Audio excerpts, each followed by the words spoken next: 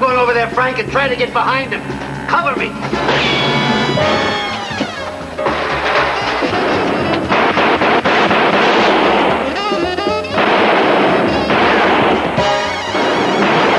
Greetings, fellow cinephiles. I'm Maud Garrett, and welcome to another episode of RT Essentials. This week, we are kicking back at home, skipping the big screen for the little guy, and pouring one out for those binge-worthy broadcasts gone before their time. That's right, these are some of the most amazing TV shows cancelled way too soon. Firefly. 6 men came to kill me one time. And the best of them carried this. It's a Callahan full-bore auto-lock. Customized trigger, double cartridge thorough gauge. This is my very favorite gun. Oh, Sean. About says shit. You offered me a trade? A trade? Hell, it's theft. This is the best damn gun made by man. It has extreme sentimental value. And zooming in first is the epic series Firefly, a space western set 500 years in the future amidst a post-Civil War universe. We follow the crew of the transport ship Serenity, led by Captain Malcolm's Mal Reynolds, as they journey to new frontiers and face broad challenges, such as class inequality, technical malfunction, and flesh-eating mongrels known as Reavers. And holy Reavers, was this cast otherworldly. We've got Nathan Fillion, Gina Torres, Alan Tiddick, Marina Baccarin, Adam Baldwin, Jewel State, Sean Mayer, Summer Glau, and Ron Glass. R.I.P. Shep. Firefly received a mixed critical response, with some hailing it as a wonderful, imaginative mess, brimming with possibility, and noting its consistent humour, skillful writing, and passionate acting. Others scoffed at Firefly's redundant space as Wild West metaphor. Redundant? It's a western in space, people! Huh, what more do you need? This is a holy cleansing. You cannot think to thwart God's will. Y'all see the man hanging out of the spaceship with the really big gun? I'm not saying you weren't easy to find. Was kind of out of our way, and he didn't want to come in the first place. Now he's looking to kill some folks. So really, it's his will y'all should worry about thwarting. Obviously, the creators did something right, because Firefly managed to gain a loyal fan base in its 3-month run, with devotees campaigning to find a network that would host the show, even going as far as taking out ads in Variety magazine. Though unsuccessful, their attempts persuaded Universal Studios to produce the feature film Serenity, released in 2005. Serenity is a continuation of the show, using the same cast and characters, and picking up where the series finale leaves off. Despite a modest theatrical run, the film gained critical success, with a 2 thumbs up rating from Ebert and Roper, a certified fresh score of 82% on the tomato meter, and an audience score of 91%. I'm a leaf on the wind. Watch how I soar.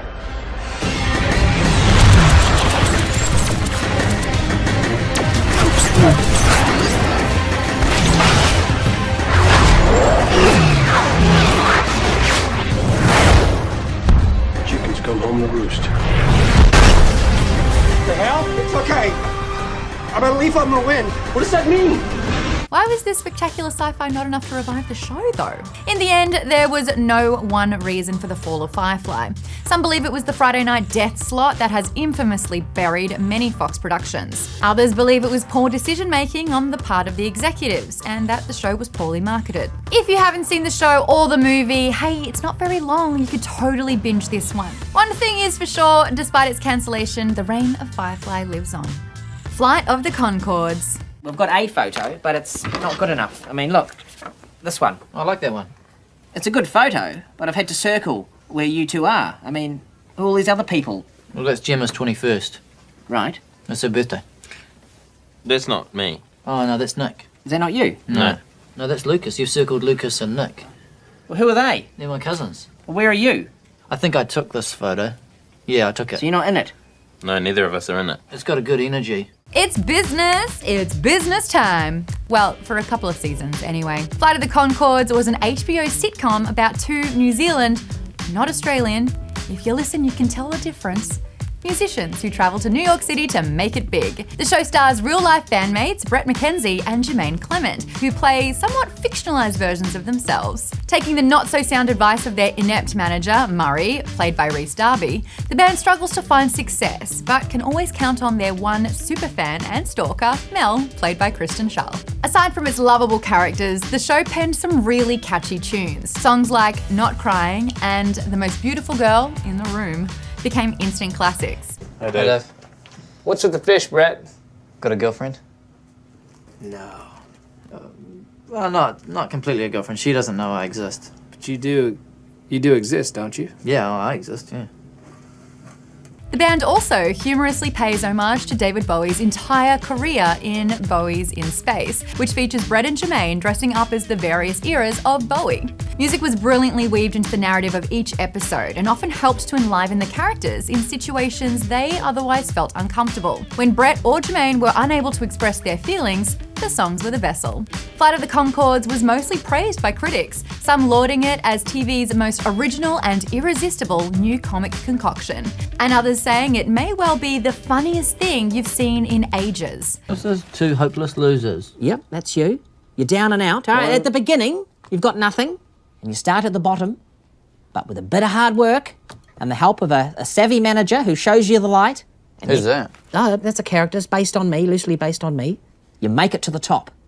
Our story is the story of two guys who start at the bottom and with a lot of hard work continue along the bottom and finally end up at the bottom. The show earned 4 Emmy nods in its first season, 6 in the second, and was also ranked 65th on The Guardian's list of the 100 best TV shows of the 21st century. So why the fledgling 2-season, 22-episode flight? The answer might be too simple for real-world Mel's to stomach. Creators Brett and Jermaine just weren't having fun anymore. Too much business time. The OA.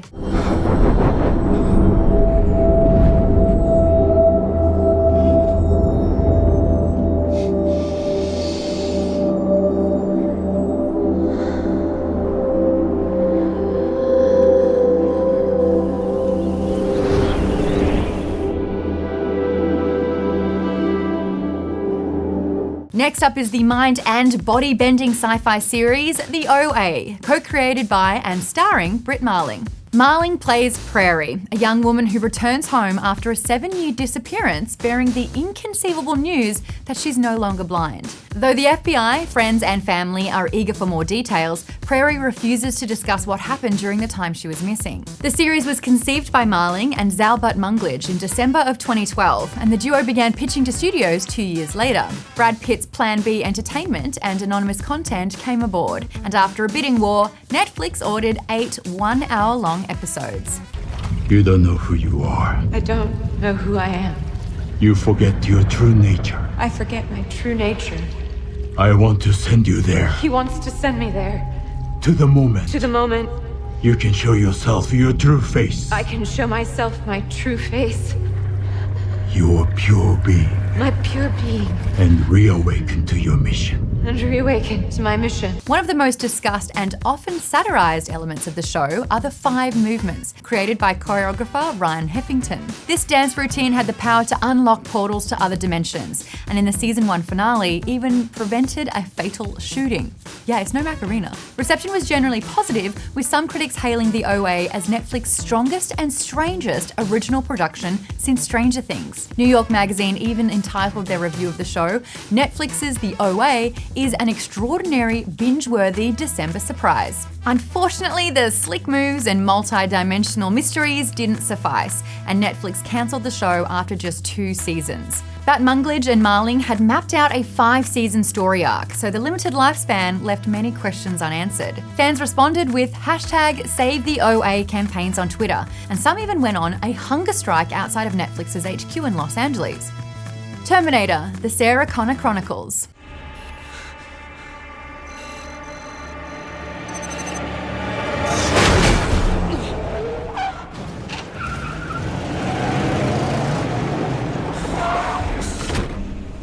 Me if you want to live.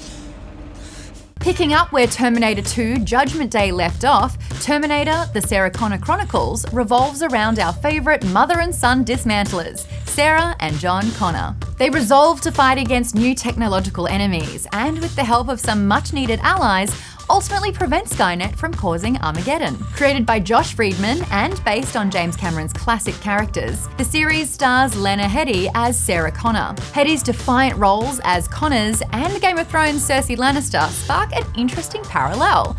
Both single parents stop at nothing to protect their powerful teenage son, who much of the world wants to destroy. Except John Connor, we actually wanted to survive, and Joffrey, ew.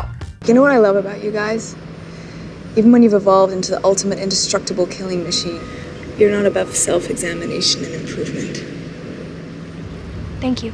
Originally airing on Fox, the Sarah Connor Chronicles opened with a mid-season run of 9 episodes and received very positive reviews. The LA Times declared that the show had an almost Shakespearean exploration of fate versus character, and many lauded the realistic visual effects and dynamic performances by Headey and co-star Summer Glau.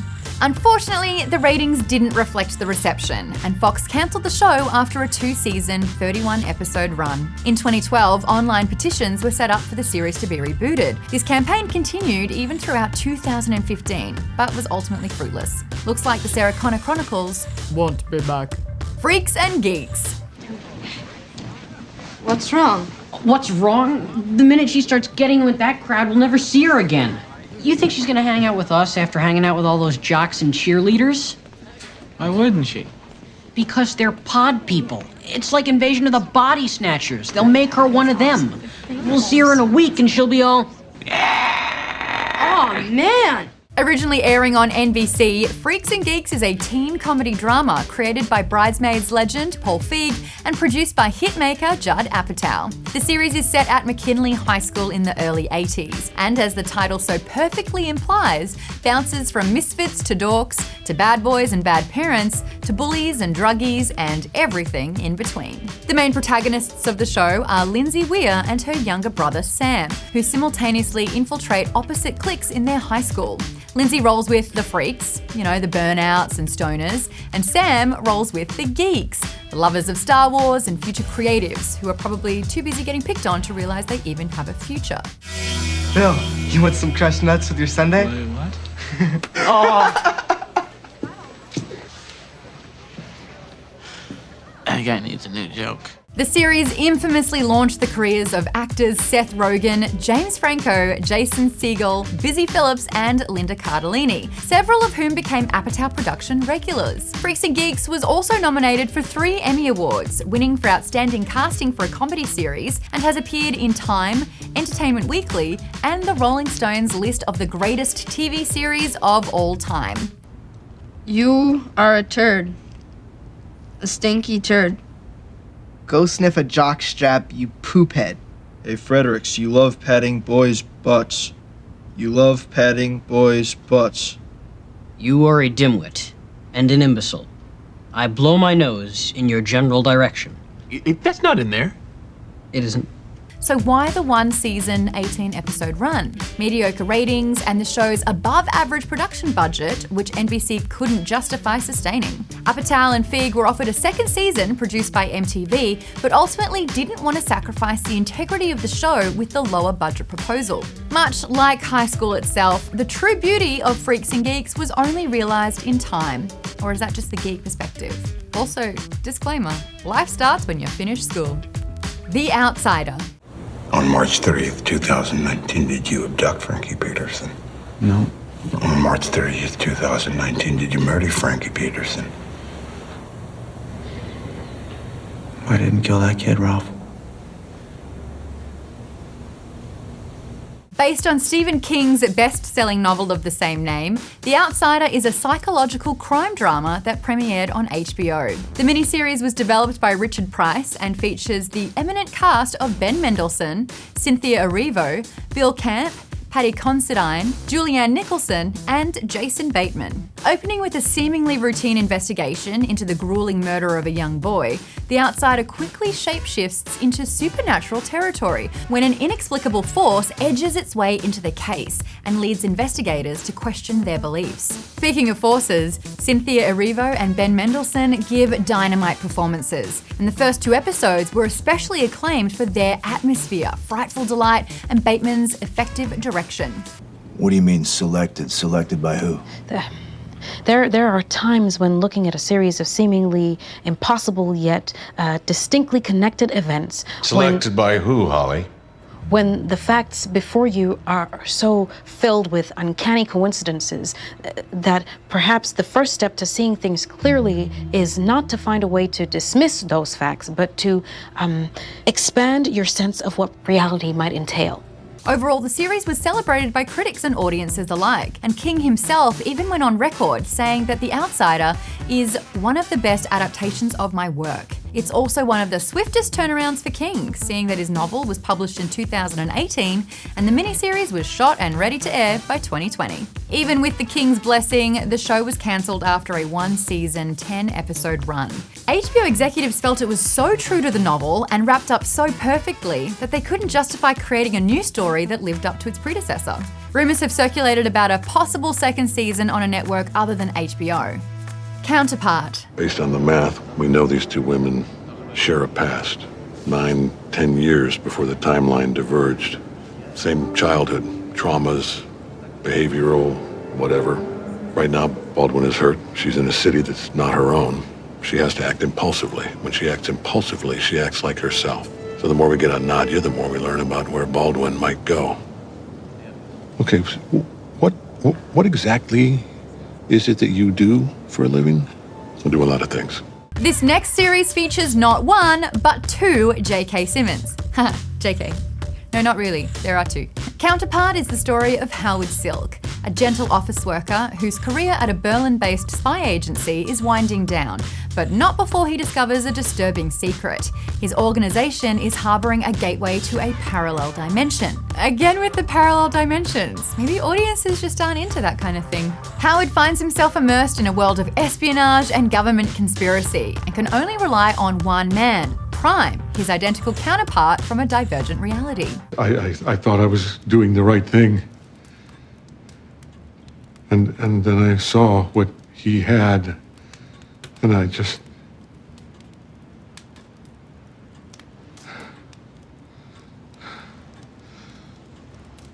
I am not him. The sci-fi thriller was created by Justin Marks and premiered on Starz. With a bold concept, a riveting dual performance by Simmons, and superb writing from Marks, Counterpart was reviewed favourably and garnered a loyal fan base. The series is certified fresh with a 100% tomato meter score, and even won an Emmy for its main title. After a 2-season, 20-episode run, Starz decided to close the portal, citing that the male-driven series didn't align with their new female-focused strategy. Despite efforts by production company Media Rights Capital, the show did not successfully find a new home. Maybe in another dimension. Pushing Daisies.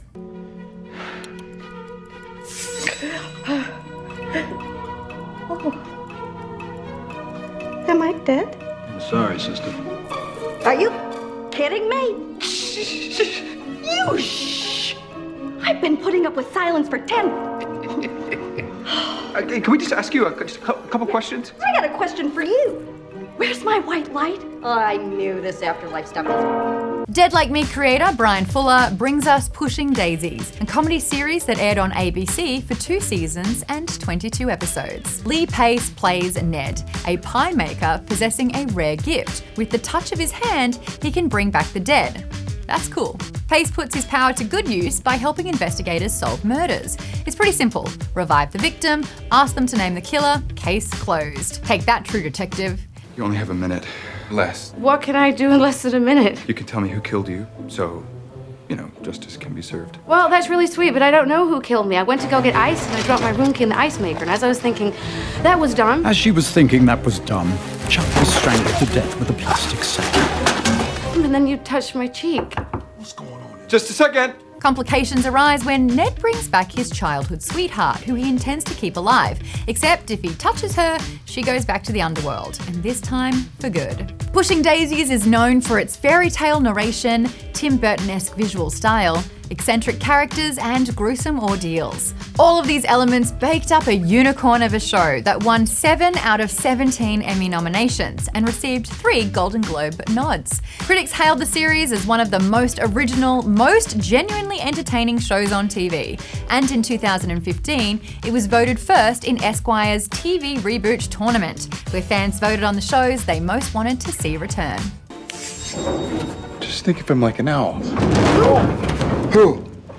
That was funny, he said who like an owl. All of this begs the question, why the sudden pie in the face? Sadly, the age-old tragedy of poor network ratings. Fuller has teased the idea of a Pushing Daisies Broadway musical and a potential feature film, but nothing concrete as of late. Where were Ned's death-reviving powers when we needed them the most?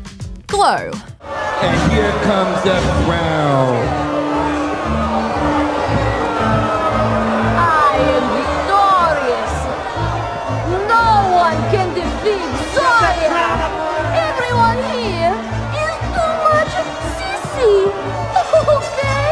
Glittering up our list is Liv Flav's and Carly Mensch's creation, Glow, a Netflix comedy drama executive produced by Genji Cohen and based on the syndicated wrestling circuit of the same name. The series stars Alison Brie as Ruth Wilder, a struggling actress in 1980s Los Angeles who finds an unexpected pathway to stardom, women's wrestling. Wilder must fight alongside 12 other Hollywood outcasts and egos, all while taking direction from their insatiable and neurotic leader, Sam Sylvia, perfectly portrayed by Mark Maron. He basically plays himself. Happy first day. It's not sentimental present. It's vodka. It's classic start gift. It's 9 a.m. Oh, God, I know. Flav and Mensch had been looking to make a female-centric show, so when they came across the 2012 documentary Glow, the story of the gorgeous ladies of wrestling, the light bulb went off. Flav told Rolling Stone it was important for the series to maintain a tension between whether the league was exploiting women or empowering them, and Glow artfully walks that line. The series garnered universal acclaim, though some of the original Glow wrestlers felt it didn't properly acknowledge how groundbreaking they were. Critics and audiences went berserk over the electric cast, the spot-on 80s period detail, the crafty writing, the wild hair and flashy spandex. Oh, and that rockin' soundtrack that blasted hits by Journey, Tears for Fears, Pat Benatar, and Hall & Oates. Oh, that's some sweet nostalgia. I'd like to call on the power of my 3 favorite Americans, Ronald Reagan, Larry Bird, and Jesus Christ himself. Sadly, production was shut down in 2020 due to the pandemic, and Netflix wasn't sure how they could navigate a contact-heavy set while avoiding outbreaks. Seeing that the final season wouldn't air until 2022 at the earliest, the show was chokeslammed after a 3-season, 30-episode run. Police Squad. My name is Sergeant Frank Drebin, Detective Lieutenant, Police Squad, a special division of the police department. There'd been a recent wave of murders at the city zoo. I was bringing in a suspect when I got a call from headquarters about the kidnapping of Terry Burton. Last but far from least on our list is Police Squad, a crime comedy created by slapstick gurus Zucker, Abrams, and Zucker. In case you're not familiar with the trio, they're the ones behind the classics Airplane, Top Secret, and Ruthless People. And surely you can't be serious if you haven't watched those flicks, especially because they've got an exclamation mark after it. Police Squad stars Leslie Nelson as Frank Drebin, a detective lieutenant out of his depth, but hell-bent on solving that next case. The show was a mockery of police dramas, especially M Squad, which the trio of creators would parody scene for scene. There were also several recurring gags, like 70s-style freeze frames in which the actors just stood motionless, and an Abraham Lincoln impersonator who was introduced in every episode, but never actually appeared in the show. You know, Frank, fear is a terrible thing. Makes people forget their duties as citizens. Yeah. Well, there's one thing for sure. If Gunderson wants to run a protection racket, from now on he's going to have to do it in a Statesville prison. Say when, Frank. When? Celebrity guests would also star in the opening credits, but be murdered immediately. This particular brand of humor elevated Police Squad to cult status, but unfortunately, ABC shot down the show after only 6 episodes. In what TV Guide magazine called the most stupid reason a network ever gave for ending a series, ABC cancelled Police Squad because audiences had to watch it in order to appreciate it. In other words, ABC felt the jokes were too plentiful and highbrowed for the average disengaged viewer. Hate to say it, but I might have to agree with TV Guide on this one. I've got the sandwiches here. All right, Eddie, you went to the movies. Now, what did you see? I told you, I don't remember. Who had the egg salad? I don't remember. Somebody ordered it. You can't expect us to buy that. But I already paid for it. Why don't you give a guy a break? Thanks a lot. What's the charge, huh? $4.58. What are you trying to do, insult us? Okay, $3.50. Coffee's on me. I told you, I went to the movies. I fell asleep. I don't remember. You don't expect us to swallow that. All right, I'll eat it. But I don't think it's fair that I should have to pay for it. Boy, did ABC drop the ball, because just a few years later, Zucker Abrams and Zucker took Frank Drebin and the makings of Police Squad and created one of the most successfully iconic film franchises in history, the Naked Gun series. All of this goes to show that timing is everything. That, and avoiding lousy TV executives and poor ratings. And there you have it, our top picks for amazing TV shows cancelled too soon. Thank you so much for watching today's RT Essentials. And don't touch that dial, because we've got some fresh and funky film fun flying your way. I'm Maud Garrett, and I love alliteration.